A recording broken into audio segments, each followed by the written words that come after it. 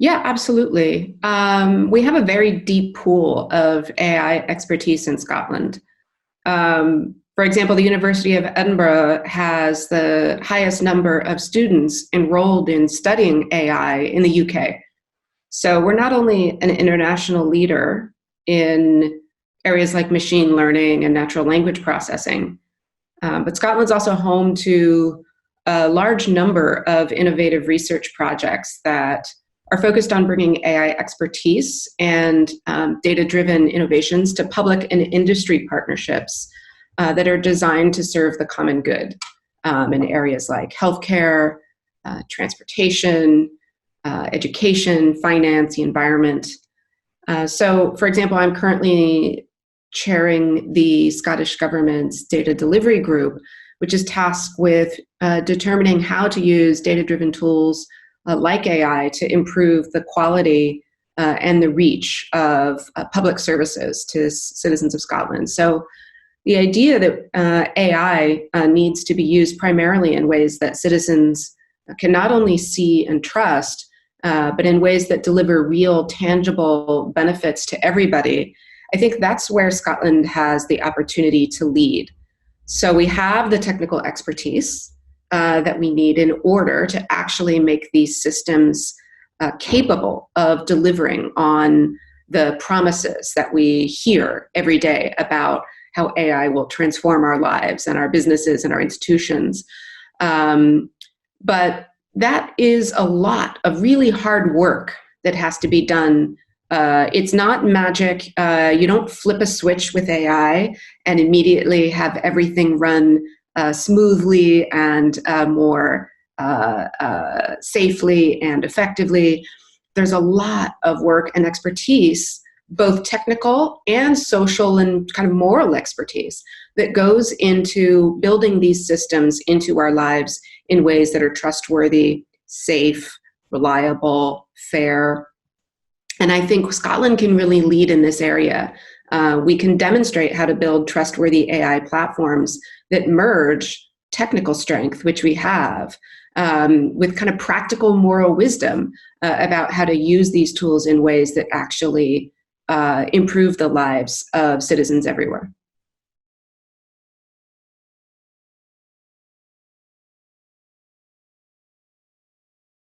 This is such an important issue, and organizations like the Royal Society of Edinburgh have a big role to play in citizen education and convening thoughtful, informed debates around AI.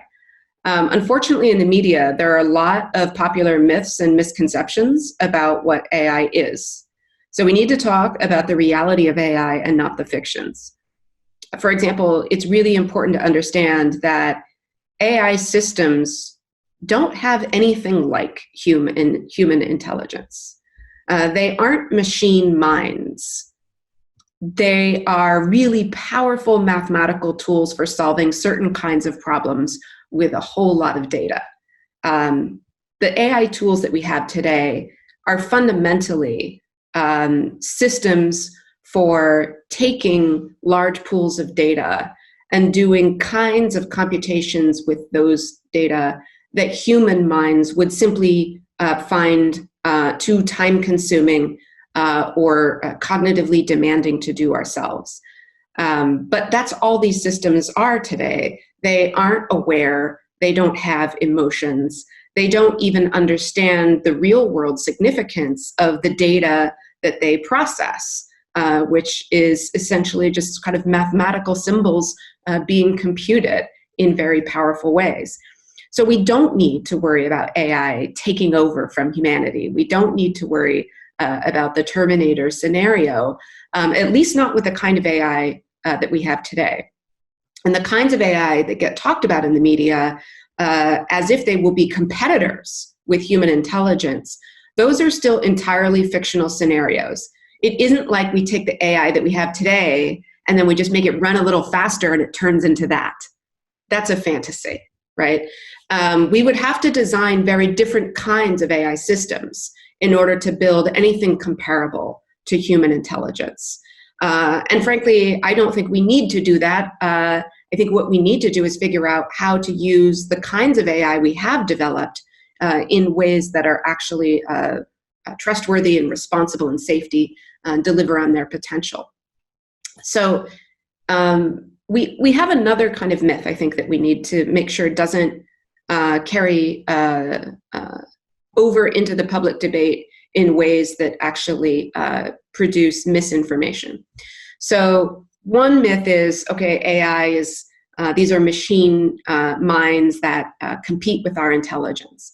The other myth is that, well, if AI really is just fancy math, then we don't need to worry about AI because its results will always be objective, and its results will always be neutral and fair and accurate because you can't argue with math, right? So you hear this argument a lot. But the problem is that's not understanding the kind of math that AI is built on, which first of all is, broadly speaking, in most AI contexts, it's statistical, meaning it's involving probabilities generated from large quantities of data. And as we know, statistics doesn't guarantee particular outcomes to be correct. It makes predictions that are broadly over large numbers reliable if we've done our work right. But there's always some uncertainty in statistics. And so that translates into AI as well. So it means that in many contexts, the kinds of predictions or classifications that we get from AI systems cannot be considered to have the kind of certainty that we get from arithmetic, right, or multiplication, or forms of mathematics that give you only one answer and only that answer can be the right one. So in addition to that, we know that AI systems rely upon generally large quantities of human-generated data. And humans are not objective, and humans are not always fair, and humans are not always making the right classifications or predictions. So when we feed human-generated data into these systems, we are feeding these systems, in many cases, the same mistakes and errors that we ourselves are subject to, which means that these systems cannot be described as inherently objective or inherently neutral. They ingest and have baked into them a great deal of uncertainty as well as potential human bias. And that can be very easily reflected in or even amplified in the results that the AI system puts out. So even the best performing machine learning systems get things wrong sometimes, which means that we have to get much better at understanding their strengths and their limitations. And that means that the public debate around AI has to be focused around the right things. It has to be focused on the actual risks and dangers, not the speculative or theoretical or fictional ones. And it has to be focused on the real opportunities, what AI really can deliver, and not some of the false promises that people just trying to make a quick buck off of the name AI might be putting out there. So that's why this is such an important civic education and communication issue. And that's something that AI experts and people who are acting on behalf of the scientific and technical community have to get much better at communicating with the public about what AI is in ways that can offset some of these myths and misconceptions that circulate so easily in the media. So we need the people who build and understand AI tools, who work every day with them, to be able to empower Scottish citizens to participate in debate about their use that's grounded in these realities.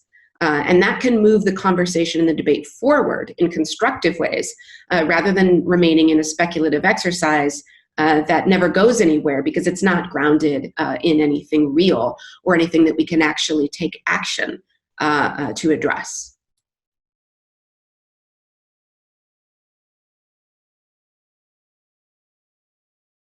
Exactly. And we're not saying that it's racist only in the sense that, the outputs aren't racially neutral. The effects of structural racism in society are very real, and they do affect what goes into the system and what it's able to calculate. So the racism is, in fact, a real part of these unfair outcomes, But the racism is not generated by the system. The racism is generated by us and reflected in and ingested by these systems. So we really have to think about how, in a sense, we're teaching these systems what the world is like with the data that we feed it.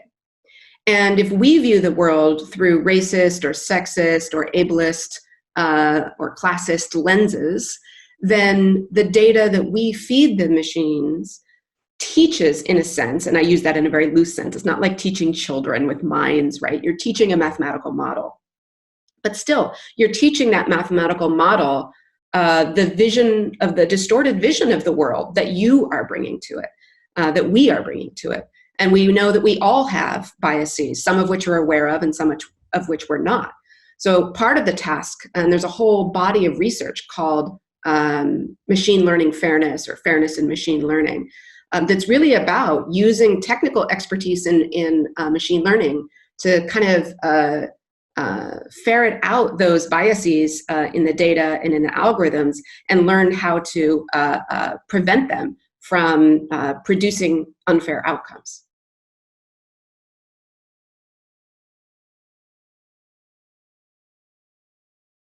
That would be the case if we do nothing about it, right? If we have no human oversight of these systems, if we go into our AI strategy with a kind of ethical blinders on, then we are risking these kinds of outcomes.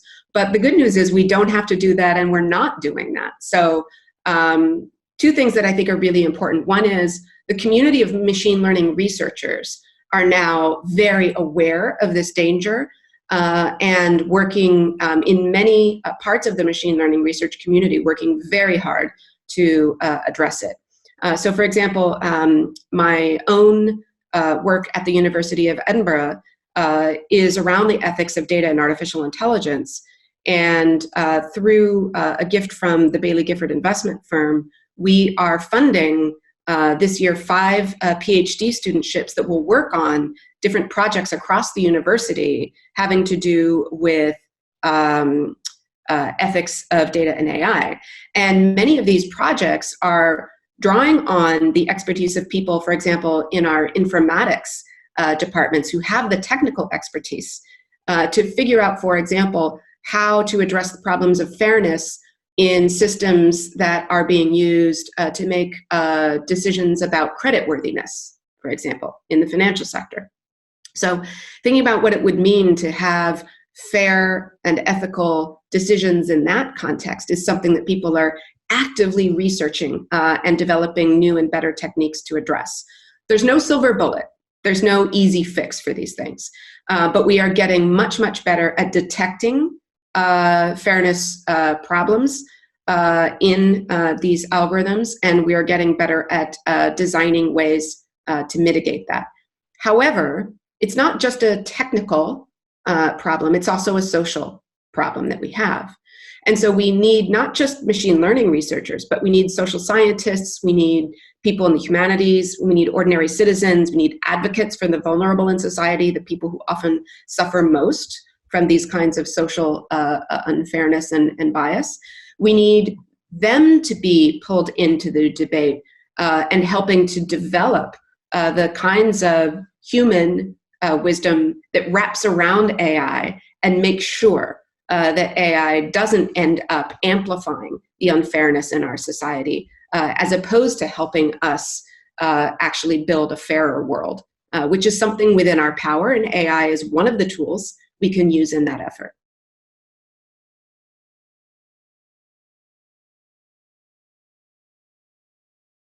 Yeah, that's a really good question, and I think both things are true. That is, I think the fact that humans exist in different cultural environments with different, usually not radically different values, but often different rankings or priorities of the values they have. So in certain cultures, for example, social harmony is valued more than individual privacy. Doesn't mean that personal privacy has no value. It just means that social harmony might be prioritized, where in other cultures you may see the reverse priority. And there's no getting around the fact that that will produce some conflicts and some challenges when we're talking about sort of international standards for for AI development. But it also presents some opportunities to make sure, for example, that when we think about what good or trustworthy AI systems would be, that we aren't looking through too narrow a lens, right? Going back to the point that we all have our blind spots, right? It's important for us to look at how other communities and other cultures see their relationship with AI tools developing and what values they want to guide those developments, because that can make the conversation more critically rich and thoughtful. But I think it's important to remember that AI is not just one thing. So sometimes we talk about AI, right, as if we're talking about a natural kind or an entity that exists in a single form, right? There are as many types of AI and examples of AI as there are human problems to solve in particular places. So that means that regulation of AI, for example, can't really be a universal one-size-fits-all solution anyway. So you're not going to get a single set of rules that are going to be sufficient to guarantee worldwide that AI is always used in ethical and trustworthy ways. So it's almost impossible to regulate AI effectively if you don't first specify what kind of AI tool you're talking about, what it's being used to do, where it's being used, and under what conditions. Because only then do you really know what specific risks you need to manage and what kinds of harms you need to protect against and what rights or opportunities you need to protect with regulation or any other form of government oversight. So the reason I mention that is it means that we need to have this conversation kind of on the international level. But it's also true that individual countries will still have a lot of power to determine how AI is used in their communities, how AI is used in their healthcare systems, which might have different needs than someone else's healthcare system, or how it's used in their transportation networks, or in the delivery of other goods and services. So there's areas where international cooperation and debate is needed, of course, especially when we think about how to use AI to address global threats like pandemics or climate change. And you see that conversation happening around the COVID-19 context right now. How should we use AI to manage the threat of COVID-19, and what standards around privacy and human rights should govern that effort? So we do need to have those conversations, but it's true that oversight of AI needs to happen at the national and regional level as well, and that's the only way that we will get the kind of fine-grained tuning of AI with sort of local human needs and vulnerabilities that we really want. We want AI to serve people, and people are not the same everywhere and not in the same circumstances everywhere. So I think we need to be able to have that kind of adaptability and flexibility.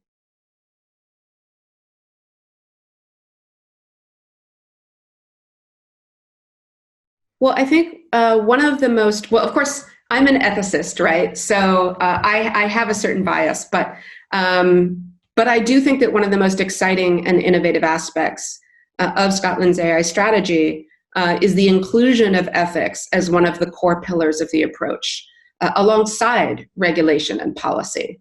And I think in a lot of efforts, you have seen people sort of treat ethics as if it can just be kind of folded into compliance with GDPR or compliance with human rights law, and not thinking about ethics as a kind of more distinct form of aligning AI with human interests. And I'm really excited to see ethics really framed in the scoping document for Scotland's AI strategy as its own goal and sort of standard for success.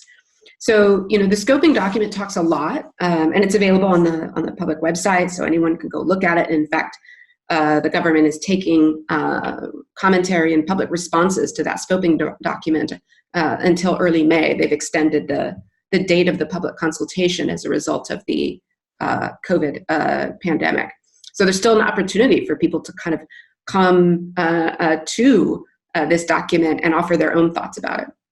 But the document already identifies the flourishing of the Scottish people and Scottish organizations as the goal. And flourishing is an ethical concept. I use that a lot in my work. It's a translation, actually, of a Greek concept of well-being or kind of social happiness that really sets the bar higher than just making sure that AI is used in ways that are legally permissible and guided by sound public policy. So I'm really excited to see that. I'm also very gratified by the emphasis that the government is placing in the document, as I've mentioned already, on transparency and public consultation, rather than just relying on sort of top-down decision-making by experts. Even when well-intended, it's easy for experts to miss the ways that risks and benefits of AI can be distributed unevenly in society.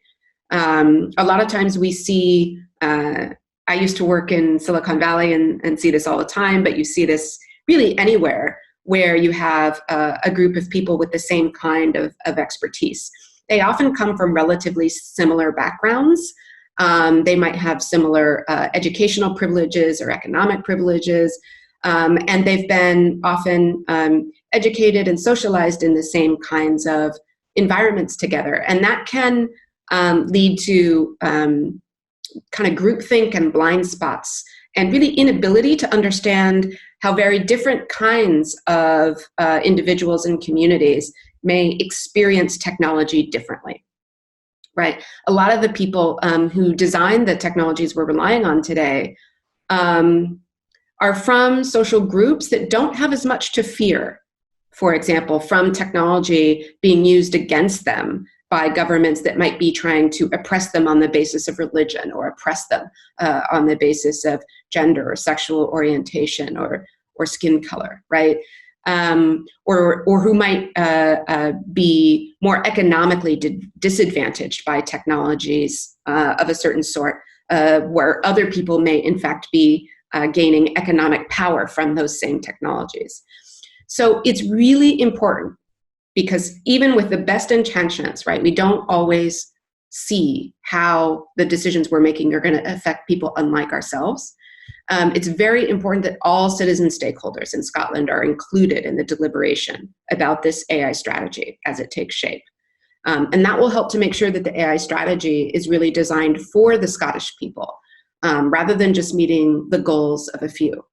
And I think that is something that you already see baked into the framing of the AI strategy effort. And I think that's something that you don't always see in these kinds of national efforts, and it's something that makes me very excited to be a part of it.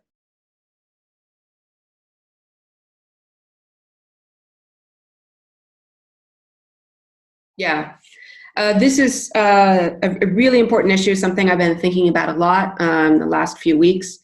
And I think one of the things that's really important to remember, so first and foremost, yes, AI tools and other data-driven innovations, not necessarily ones that fall into the category of AI, but these kinds of tools absolutely can accelerate and amplify our public health efforts in response to the pandemic in a multitude of ways, from hotspot detection or even prediction, to contact tracing, to patient risk assessment, to figuring out which kinds of treatments might be most effective for which populations. And I predict that we will see that until we have a vaccine, it may not be the case that the same treatment regimen works equally well for all patients. We're seeing a lot of variance in how this virus is expressed in different age groups, in different and yet sometimes very different outcomes in the same age group or the same demographic. So there's a lot of work being done on trying to unpack the correlations between, for example, our individual genetic makeup and the way it plays out and how the virus is expressed, as well as what kinds of treatments we might benefit from at different stages of infection. And I'm really excited about AI's potential to speed up some of those discoveries. That being said, a lot of these efforts, especially the ones that involve a dimension of public surveillance, right, or gathering of information about sensitive personal data, a lot of these carry with them risks of unintended harm or abuse. And for me, I think the most important thing to remember is that public health efforts are something that depend heavily on public trust and cooperation for their effectiveness. So think about the advice that the UK government has been giving about social distancing, right? There aren't enough police in the United Kingdom to physically separate every two people by 2 meters, right? If people don't voluntarily observe these guidelines, they will not help control the spread of the virus. You absolutely need people's buy-in. You need people to look at these recommendations and say, yes, I want to help. So public trust and the ability to listen to and observe public health advice is vital. Now, we've talked already about some of the misconceptions and myths around AI that can make the public fearful about AI. And we've also talked about some of the actual real risks connected with AI that people do rightfully need to be concerned about. And surveillance is another category, and sensitivity of health data is another category that people already, before COVID-19, had reasonable anxieties about. How is the government using my data? Who could have access to it? What happens if there's a breach? What protections are there that it's only going to be used to benefit us and not to undermine our ability to get a loan or get a job? So we already had a lot of worry from the public around these tools and around the use of their sensitive data. Now we come into a context, you add COVID-19, and now the need for public cooperation has risen by several orders of magnitude, right? And yet you want to use these tools that carry some of these associations of risk and potential for abuse. You want to bring these tools into the effort. Well, that means that you have to, from the government side, work extremely hard to demonstrate how those tools are going to be used in trustworthy and safe ways. So you can't just say, trust us. We'll use these, in ways that are beneficial. Trust us. We'll use these in ways that respect your privacy. You have to tell people how you're going to do that. And you have to establish mechanisms of transparency and accountability so that the public feels like they can count on those promises being kept. Because especially in a pandemic context, right, even if these promises are sincere, which I think they generally are, it's very possible for mistakes to be made or oversights to happen so that those promised protections don't actually get carried forward into action. So you need, as a government, to say, we need the people to come along with us in this effort, and we need to earn their trust that we will use these even more powerful tools in ways that will keep them safe, not just from the virus, but also from abuse by bad actors or misuse. And so how are we going to do that? How are we going to build these oversight and accountability mechanisms around these efforts? So that's what I think is really important. We absolutely need to think about what will work. For example, it's unclear whether using AI for surveillance of people's movements so that you can reconstruct previous contacts of the infected. It's actually not clear whether the efforts to do that will be very successful. We're seeing a lot of apps get developed, many with some really good privacy design features incorporated in them. But one of the problems is, as we learn more about the asymptomatic spread of the virus, it may be harder to figure out what kinds of interactions count as a contact that would need to be reported. And so I think we need to be very evidence-driven and use AI not indiscriminately, but in ways that when we really look at it, we expect that it will deliver reliable information. And then we need to have this sort of wrapper of human oversight and accountability that people could trust.